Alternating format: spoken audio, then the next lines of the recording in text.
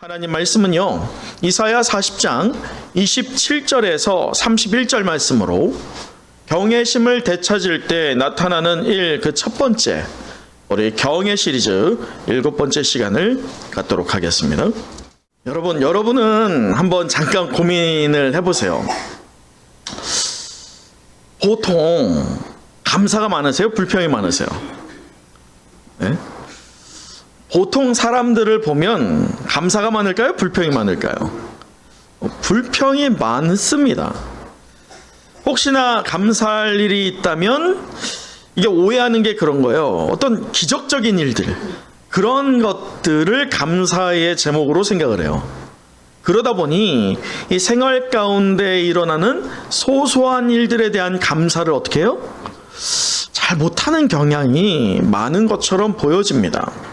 잠시 제가 한 예화를 들려드릴게요. 이 탈무드의 이야기 가운데 하나입니다. 한 존경받는 랍비되는 이 아키바라고 하는 사람이요, 하루는 먼 길을 여행하게 되었어요. 그럴 때 이 아키바가 갖고 있던 것들이 있습니다. 그건 뭐냐면 책을 보기 위한 등잔이 먼저 있었고요, 그리고 가지고 왔던 성경이 있었어요. 또한 시간을 알려줄 만한, 당시엔 시계가 없었으니까 수탉이 있었습니다. 또 먼 길을 갈 때에 함께 갈 수 있는 나귀가 있었어요.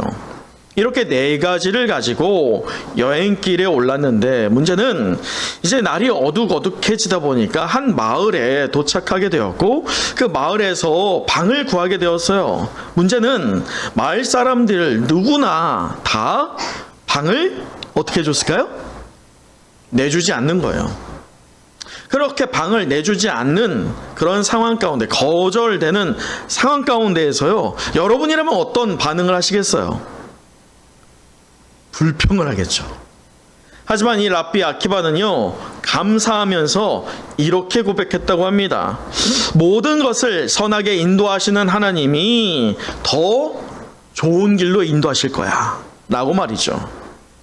그러면서 그 감사한 마음으로요, 결국 마을 변두리에 가서요, 천막을 치고 잠을 청하게 되었어요. 그런데 이 편치 않은 자리잖아요. 그런지 잠이 안 오는 거예요. 잠이 안 오니 성경이라도 봐야겠다 라고 하는 마음으로 등불을 켜고 성경을 보려고 하는 그 찰나에, 이게 외부에 텐트를 치고 천막을 치고 자다 보니까 바람이 너무 부는 거예요.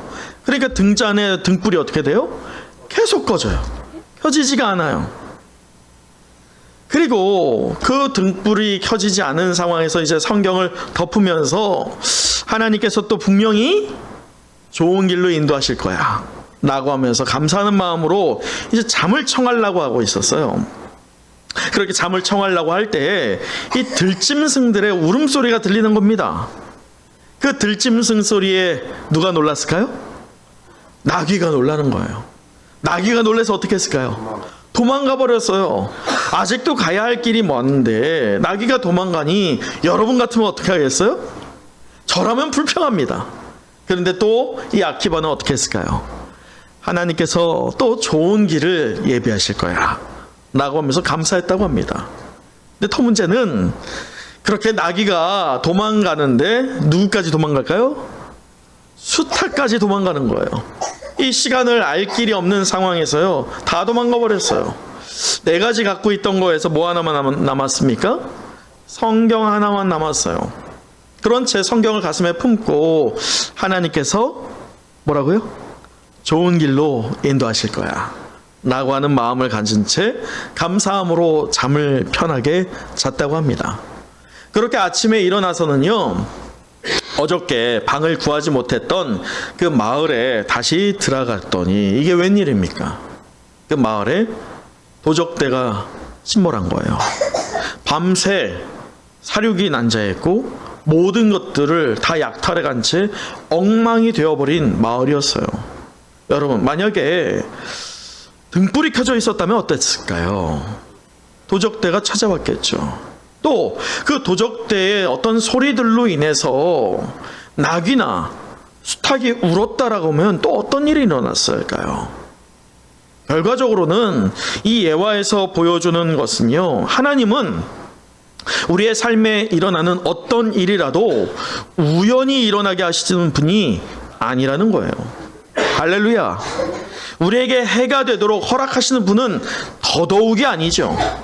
그것을 깨닫는 성도라고 할 때면요, 좋은 것이든 좋지 않은 것이든 우리에게 일어나는 모든 일들에 대해서 오늘 랍비 아키바가 그랬던 것처럼 어떻게 해요? 하나님께서 더 좋은 길로 인도하실 거야 라고 하는 감사의 고백이 일어나게 될 줄 믿습니다.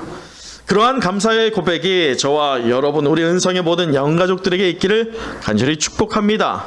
우리 이렇게 좌우 살피시면서 웃는 얼굴로 축복하는 시간 갖도록 하죠.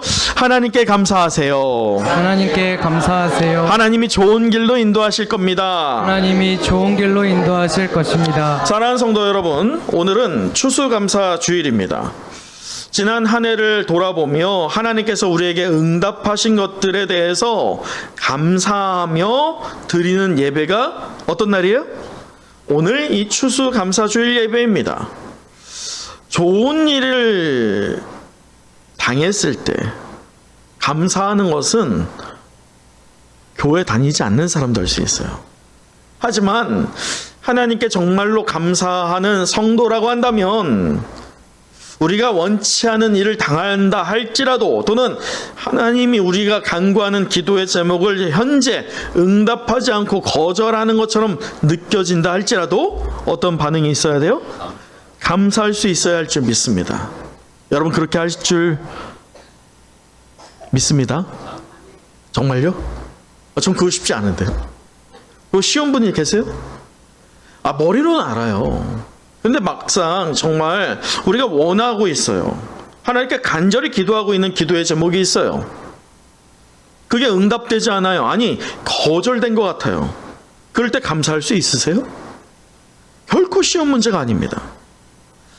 그렇다면 우리가 그리스도인이라 고백하는 성도임에도 왜 감사하기보다는 불평하는 일들이 우리에게 많이 일어날까요? 오늘 이 추수감사 주일을 맞아서 우리가 이것을 좀 구체적으로 살펴봤으면 좋겠습니다.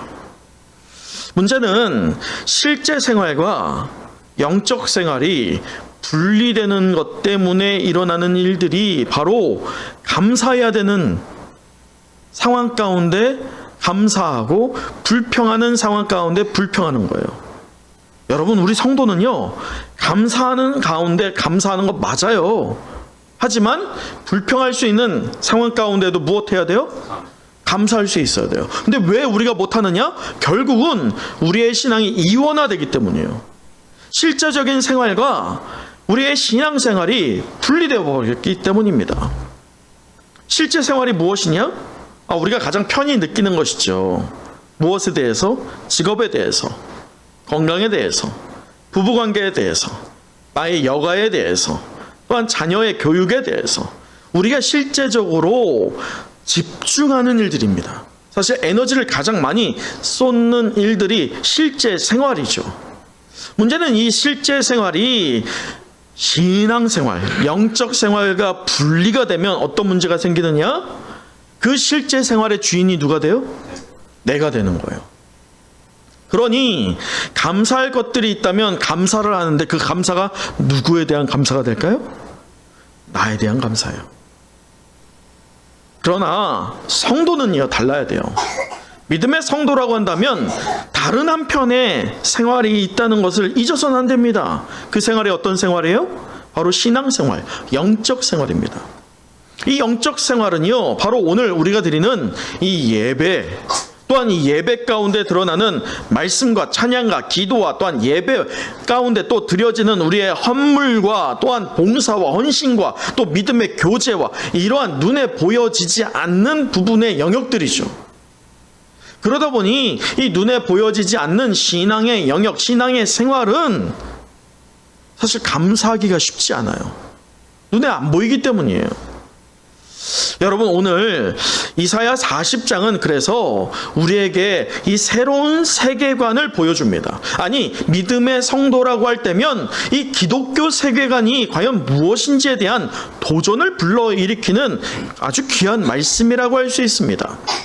자, 오늘 이사야 40장 우리가 보면요, 이 40장은요 사실 하나님의 징계로 바벨론 포로로 끌려갔던 이스라엘이 이제 포로에서 어떻게 되는 것을 선포하여요?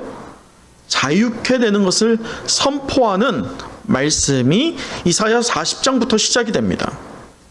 우리 읽지는 않았지만 1절 말씀 같이 읽어보도록 할까요? 40장 1절이에요. 시작. 너희의 하나님이 이르시되 너희는 위로하라. 내 백성을 위로하라. 여러분, 하나님이 지금 이사야를 통해서 무엇을 권면합니까? 위로예요. 근데 문제는 우리가 생각하는 위로와 오늘 하나님께서 이사야를 통해서 포로에서 자유케 되는, 또 오늘을 살아가는 저와 여러분을 향한 위로는 다른 개념이라는 거예요. 우리는 일반적으로 위로라고 하면 어려운 일들이 해소되는 일들을 위로받았다라고 보여지지만, 오늘 이사야 40장에서 얘기하고 있는 이 위로는 궁극적인 위로를 말합니다. 자, 그것이 무엇이냐? 잘 보세요. 오늘 이사야 40장은요, 이 앞부분을 이해해야 됩니다. 여러분, 36장에서 39장까지 아주 줄을 이루고 있는 성경의 핵심 인물 하나가 소개가 됩니다. 그가 누구일까요? 바로 히스기야입니다.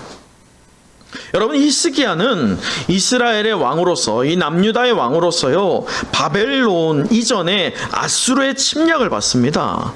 그럴 때 아수르의 침략 가운데 18만 5천 대군을 끌고 왔던 아수르의 왕이 있죠. 그가 누구예요? 사네립입니다.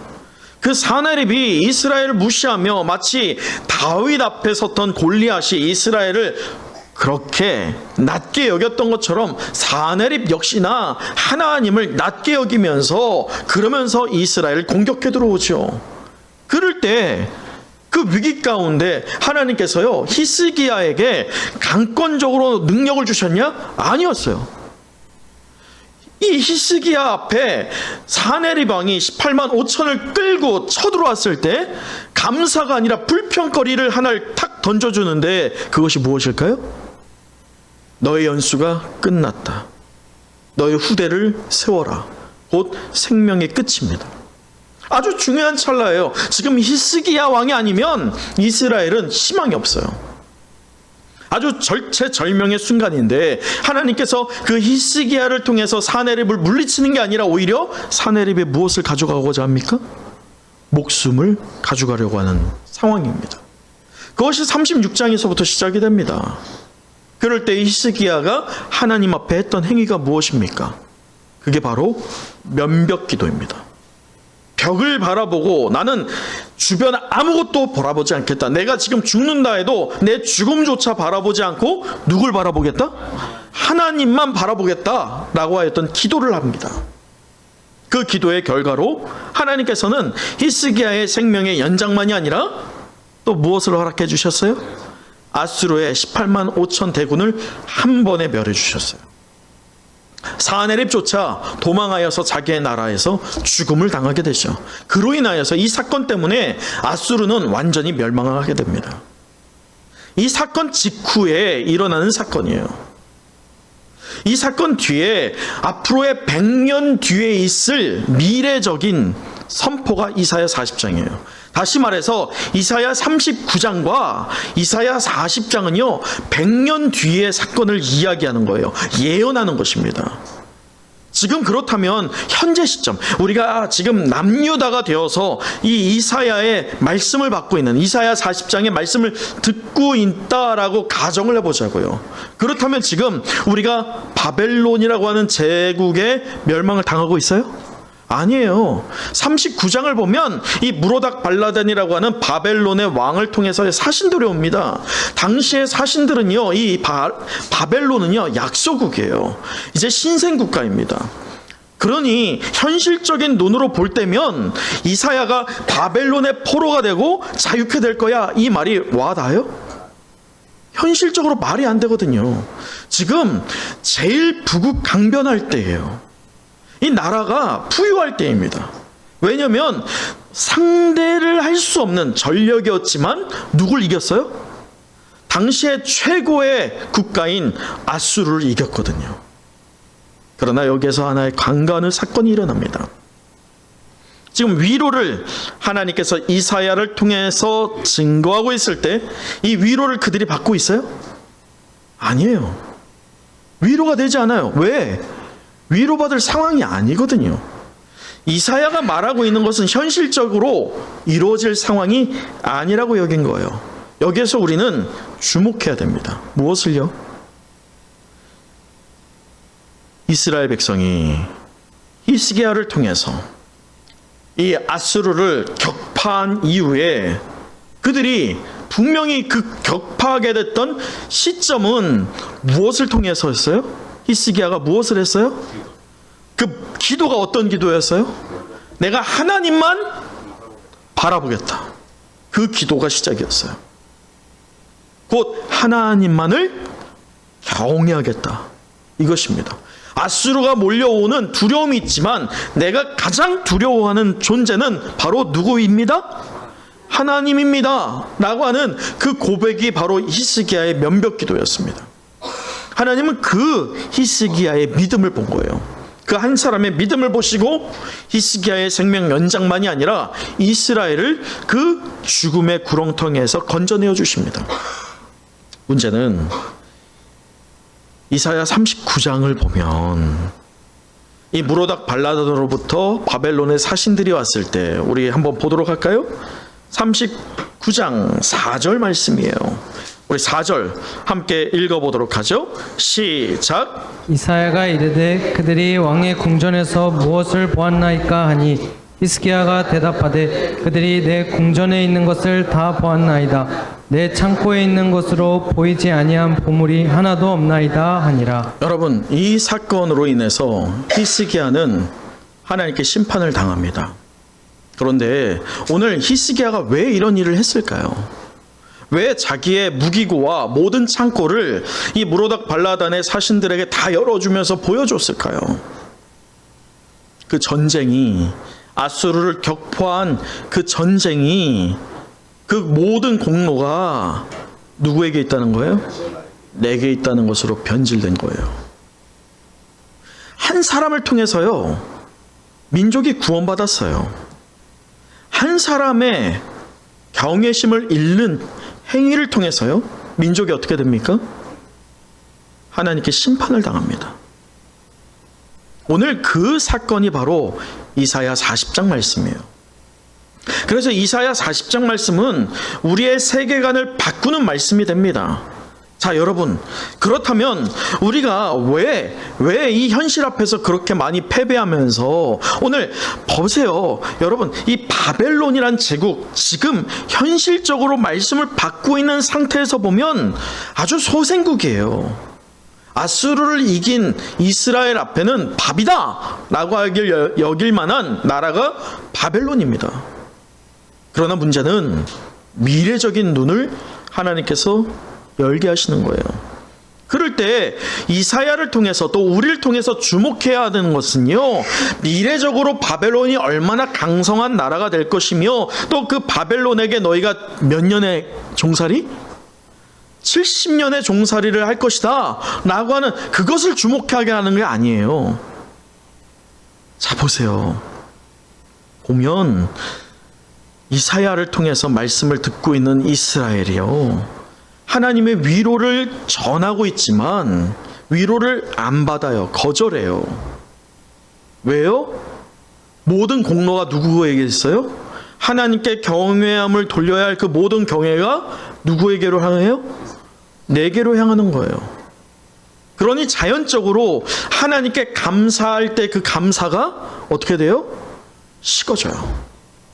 여러분, 이건 역시나 우리가 감사를 왜 식어지느냐? 우리가 감사하지 못하고 있느냐? 하나님이 주고자 하는 위로를 축소시키면서 그것이 위로가 아니라고 거절하는 이유가 무엇이냐? 이건 역시나 무엇의 문제예요? 경외함의 문제예요. 우리가 하나님을 경외하지 못할수록 감사는 못하게 돼 있어요. 그건 자연적인 것입니다. 이러한 상황 가운데요, 이 감사가 적어지고 경외심을 잃은 성도들에게 나타나는 동일한 반응이 있어요. 그게 앞서 말했던 실제 생활과 신앙생활의 분리입니다. 쉽게 말해서 교회에서는 교회다운 모습, 그런데 교회 밖을 나가서 세상에서는 어때요? 세상에서의 모습. 그걸 융통성이라고 말할 수 있죠. 그걸 효율이라고 말할 수 있어요. 그걸 지혜라고도 표현도 합니다. 근데 성경 어디에도 그것을 융통성이라고 인정한 데는 한 군데도 없어요. 그것이 지혜라고 일컫는 바도 한 군데도 없어요. 오늘 그런 신앙생활과 실제 생활이 분리가 되고 있는 이스라엘, 또 오늘 저와 여러분을 향해서, 그래서 이사야는요, 이 위로가 위로되게 하기 위하여서 우리에게 권면을 하는데, 그 권면이 바로 9절 말씀입니다. 우리 9절 함께 읽어보도록 하죠. 9절입니다. 시작. 아름다운 소식을 시온에 전하는 자여, 너는 높은 산에 오르라. 아름다운 소식을 예루살렘에 전하는 자여, 너는 힘써 소리를 높이라. 두려워하지 말고 소리를 높여 유다의 성읍들에게 이르기를 너희의 하나님을 보라 하라. 여러분 뭐라고요? 너희의 하나님을 보라. 하나님을 보라. 하나님을 보는 것으로 우리의 실제 생활과 신앙생활의 연합함을 이루라 라고 권면하는 겁니다. 또한 26절을 보세요. 26절에 너희는 눈을 높이 들어 누가 이 모든 것을 창조하였나? 보라 라고 말씀합니다. 여러분 여기에서 보라, 이것이요 육의 눈으로 보라 이것만이 아니에요. 여기에서의 진정한 의미는 하나님의 영광을 의식하라는 거예요. 뭐라고요? 하나님의 영광을 의식하라. 이게 바로 경외예요. 이것이 오늘 우리 본문에서 우리에게 주는 아주 중요한 영적 원리입니다. 바벨론이 아무리 강해 보여진다 할지라도 그것을 마치 마른 풀처럼 휩쓸려 물리쳐 버릴 수 있는 분이 누구세요? 하나님이세요. 우리가 이전의 사건들도 봤어요. 골리앗이 그렇게 하나님을 비하시키며 이스라엘 민족을 조롱할 때에 누구도 나서지 않는 그때에 그것이 만연대에 있었어요. 그것이 자연스러운 반응이었어요. 그럴 때 누구도 기대하지 않았던 어린아이 하나가 나오죠. 그가 누구입니까? 다윗이죠. 다윗은요, 눈앞에 보여지는 골리앗을 본 게 아니에요. 그 골리앗 뒤에서 또한 자기를 지지하고 있는 누굴 본 거예요? 하나님을 본 거예요. 이게 위로예요. 여러분 감사가 왜 감사해요? 내게 뭘 허락해 주셔서요? 응답해 주셔서요? 부어 주셔서요? 고쳐 주셔서요? 감사하죠. 그러나 그런 감사만 하게 되면 우리는 실제 생활과 신앙생활의 분리를 극복할 수 없습니다. 우리가 진짜로 감사할 수 있는 감사가 무엇이냐? 우리에게 하나님의 자녀의 권세를 주셨다는 거예요. 곧 그것이 무엇이냐? 하나님의 영광을 의식하는 것으로요, 현실의 눈이 아니라 우리의 영의 눈이 열려서 마치 스데반이요, 사람들이 돌로 치려고 합니다. 그가 하나님의 말씀을, 복음을 증거해요. 예수 그리스도가 누구인지를 증거합니다. 현실 가운데 사람들은 어떻게 됩니까? 분노함에 차올라요. 그리고 히스기야를 죽이려고 합니다. 그런 절체절명의 순간에서 히스기야의 눈이 열립니다. 어떤 눈이 열려요? 육적인 눈으로는 자기가 죽을 수밖에 없는 상황이에요. 그런데 그 상황 가운데 어떤 눈이 열려요? 영의 눈이 열려요. 영의 눈이 열리니 누가 보입니까? 하늘에 하나님 옆에 예수님께서 일어나 계시는 거예요. 왜 일어나 계실까요? 히스기야를 보면서 마음 아파하는 거예요. 여러분, 육의 눈이 열리는 것만이 아니라 영의 눈이 열리기를 간절히 축원합니다. 영의 눈이 열리면 우리 하늘에 계신 예수 그리스도가 우리를 향해서 일어나서 우리가 어려운 상황 가운데 있다 할지라도 마치 바벨론처럼 강력한 사탄의 권세가 우리를 휘몰아친다 할 때에 우리를 내버려 두지 않으세요. 일어나서 우리를 위해서 중보하시는 분이, 또한 우리보다 앞서 행하셔서 이 상대를 완전히 이기게 하시는 분이 예수 그리스도일 줄 믿습니다. 여러분, 그러나 우리의 삶이 지속되는 이 현실 세계에서 그것이 이루어지지 않을지도 몰라요.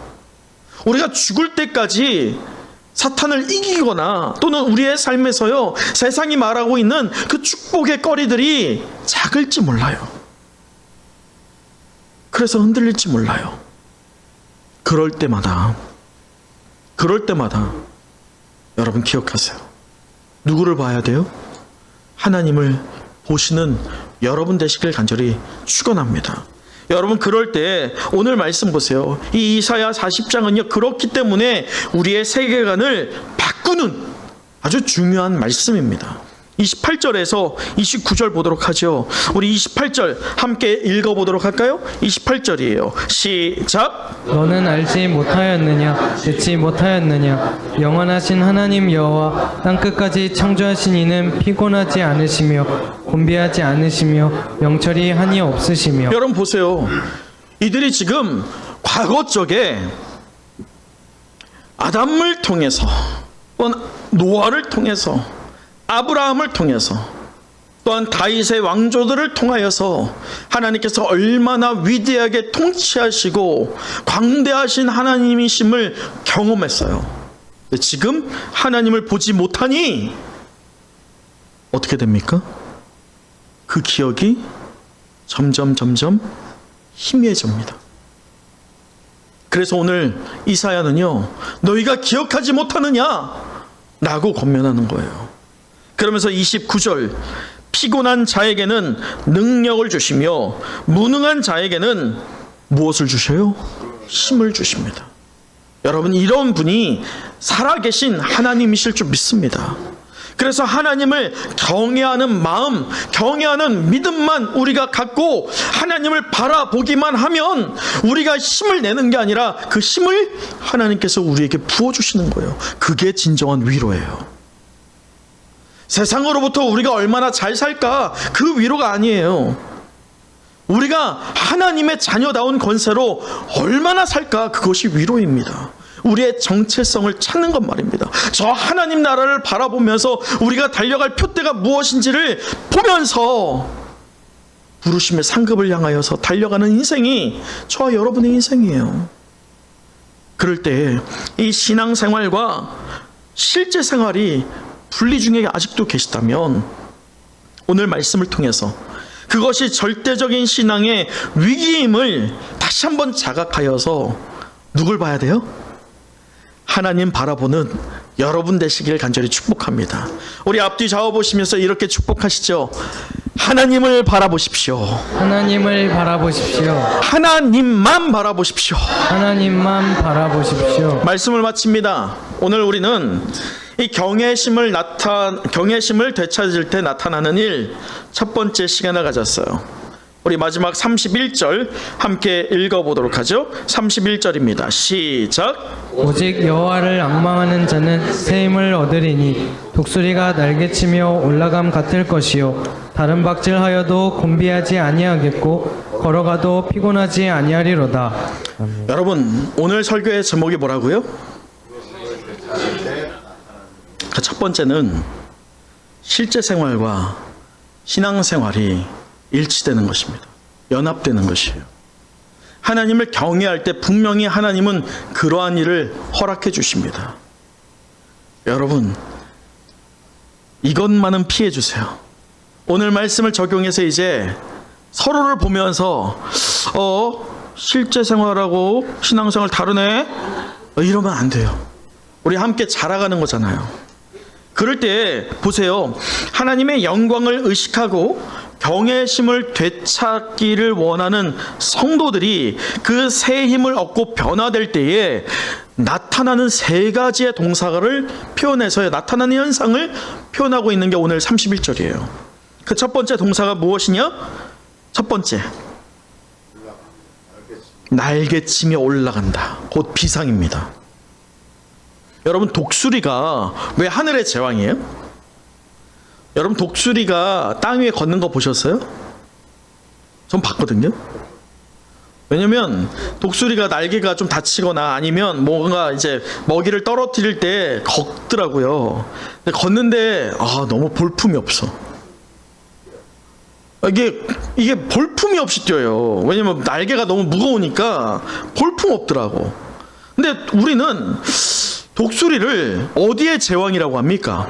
밀림의 제왕이에요? 독수리는 밀림의 제왕이 될 수 없어요. 어디의 제왕이에요? 하늘의 제왕이에요. 독수리가 독수리다운 것은 어디에 있을 때입니까? 하늘에 있을 때예요.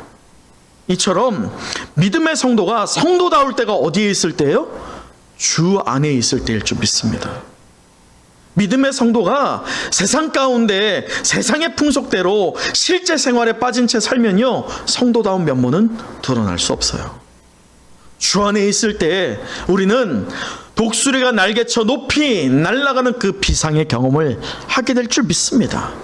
그 능력을 주님이 우리에게 부어주시기 때문이죠. 또한 두 번째 단어가 무엇이에요? 다름박질이에요. 다름박질. 성도 앞에는요, 저마다 달려갈 길이 있어요. 사도 바울이 그러잖아요. 내게 달려갈 길이 있다고 말이죠. 부르심의 상급을 위하여서 달려간다 라고 하면서 그가 마지막 디모데에게 유선을 남길 때에 그 유서 같은 말씀이 나의 부르심을 끝마친다 라고 하잖아요. 그 부르심의 길을 마치는 것, 그것이 언제예요? 우리의 생활은, 삶은, 실제적인 생활은 분명히 끝이 있어요. 하지만 이 땅에서의 끝이 있다라고 할 때 분명히 연속적으로 이어지는 하나의 또 생활이 있어요. 그게 뭐예요? 그게 바로 신앙생활이에요. 그게 영적 생활입니다. 그러기에 우리가 영원히 썩지 않을 면류관을 사모해야 돼요. 세상의 면류관은요, 있다가도 없어져요. 우리가 세상 끝나는 날 뭘 지고 갈 수 있겠어요. 그러나 세상 끝나는 날이다 할지라도 우리의 생활이, 우리의 삶이 이 땅에서 종결되는 그때다 할지라도요, 결코 놓지 않고 붙잡고 갈 수 있는 면류관이 있어요. 그 면류관이 무엇일까요? 절대로 썩지 않을 영원할 면류관, 예수 그리스도입니다. 그 예수 그리스도를 향한 믿음이죠. 그러니 달려갈 때에요, 자꾸 옆을 보지 마세요. 표대만을 보세요. 그리할 때 우리 주님께서 함께 달려가실 거예요. 때로 지쳐 넘어질 때면 업고 달려가실 거예요. 그러니 외로워하지 마시고 우리 주님과 동행하는 여러분 되어셔서 최후 종점까지 무사히 완주하기를 간절히 축원합니다. 마지막 동사가 있어요. 그게 뭘까요? 걸어가는 거예요. 여러분, 사실 우리의 인생이 달려가기만 하면 얼마나 힘들어요. 달려가다가도 걸을 때가 더 많죠. 사실은 길게 가야 되잖아요. 걷는다는 것은요, 여러분 걷는 거 많이 해보셨어요? 걷는 거를 잘하려면, 걷는 것으로 먼 거리까지 가려면 하나가 딱 있어야 돼요. 그게 뭔지 아세요? 똑같은 보폭입니다. 곧 꾸준함입니다. 그 꾸준함이요, 멀리 갈 수 있어요. 그처럼 우리가 실제 생활과 이 영적 생활을 연합해 이루어 갈 때에 우리의 인생은 아직 길어요. 아직도 많아요. 그 마을, 아직도 많이 남은 그 여정의 길을 꾸준하게 걸을 때, 그 꾸준함은요, 우리 주님을 붙잡을 때 꾸준해집니다. 그러니 오늘 그 추수감사주의를 맞아서요, 그 꾸준함으로 우리에게 나타나야 할 반응이 있다면 무엇이에요? 감사예요. 이 감사는 다만 우리의 삶에서, 실제 생활에서 나타나는 현상에 대한 감사가 아니라 신앙생활, 우리의 영이 본질상 진노의 자녀였다가 이제는 하나님의 자녀됨의 권세를 얻고 우리가 부르심의 상급을 따라서 우리의 길을 달려간 그 끝이 마지막 끝이 아니라 그 끝이 곧 영원하신 하나님의 나라에 입성하는 것임을 우리가 사모하며 위로받아 감사로 서로를 축복하는 우리 모든 은성의 영가족 되기를 간절히 축복합니다. 기도하겠습니다.